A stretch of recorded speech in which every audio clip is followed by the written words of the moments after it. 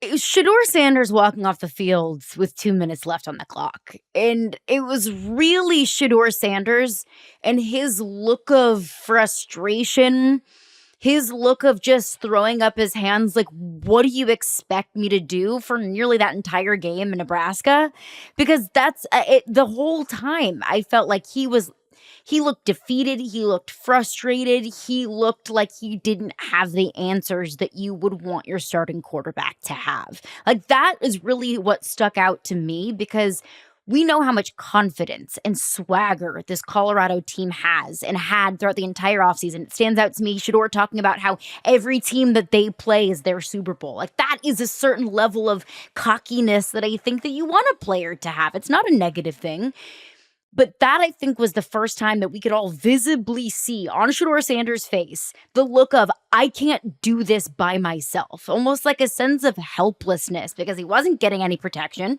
The play calling is not creative in the slightest. Colorado doesn't even attempt to run the football. We all know that football is a 22-person game. It's not a 2-person game. It's not a Shedeur Sanders and Travis Hunter show. They can beat North Dakota State single-handedly. They can't beat the Nebraskas and the rest of the Big 12s of the world. So that game, the feeling of defeat that it looked like Shedeur Sanders had all game long was what really stuck out to me, Adam. Shedeur's in a tough spot, and his offense has given him no help. The offensive line is terrible. It's the same Colorado that we saw last year. Like, nothing's different. They look the exact same. But specifically for Shedeur Sanders, if I'm in his inner circle, I'm advising Shedeur Sanders that this is really no longer about your frustrations with your offensive line. This is everything you're doing now. NFL GMs are watching every single thing.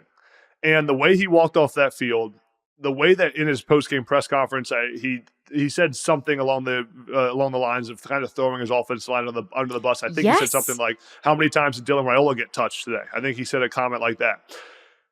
I understand the frustration. Shedeur Sanders is going to have a case to be one of the top 2-3 quarterbacks picked, maybe number 1 in the NFL draft.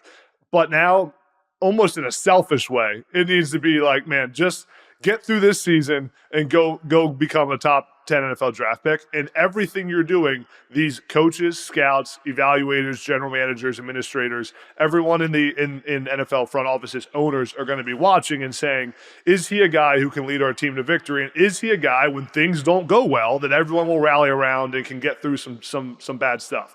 And when I watched that game, and I watched, to your point, the image of him walking off the field, I don't look at that and say, that's a guy who can withstand adversity in the NFL and go through a bad season and still be the face of a franchise. I hope that changes. He's got all the talent. But for me, that's the key for Shedeur Sanders now, because Colorado's not going to have the season that he wanted them to have when the year started.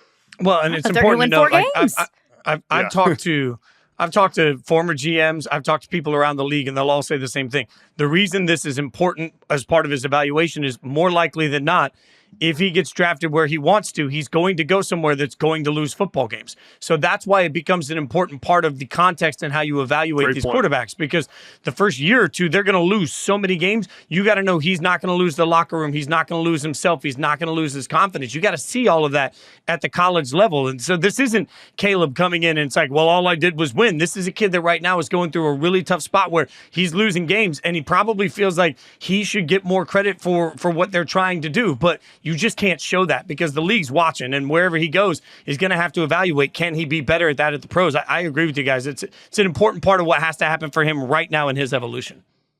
And we can't overstate how much the little things mean the world to NFL general managers. When your life and your career and your livelihood is on the line, every single itty-bitty, teeny little thing matters. Like, you might say, well, it was just a comment that Shedeur made in the post-game press conference. No, this is the most important job interview of his entire life, is the entirety of this next year. Like, I always go back to an example of a scout for an NFL team was interviewing one of the top quarterback candidates in a couple years ago in the draft. That quarterback candidate walked out of the meeting room and grabbed a bag of chips without asking. And that instantly set that scout off. He's like, nope, that's not our guy. That is not our guy, because he wasn't respectful of the chips in the meeting room. Like, it might sound silly and trivial, but that's how much the little things matter to a lot of these NFL general managers and front offices. It's important, though, Caroline, because like one former GM told me, when I draft a quarterback, What I'm really saying is that I'm willing to bank that I will be able to feed my family based on the performance of this young man. And when you put it that way, that's what we're talking about. We're not just talking about evaluation. It's like my job. I'm going to lose my job if I get this pick right. So I'm going to or if I get this pick wrong. I'm going to lose my job if I get this pick wrong, which means I'm going to overanalyze absolutely everything this person does because my kids depend on him. My wife depends on him. Everybody in my family depends on him. And when you put that weight behind it, I think it gives us more understanding why the league's so critical of players when they're coming in.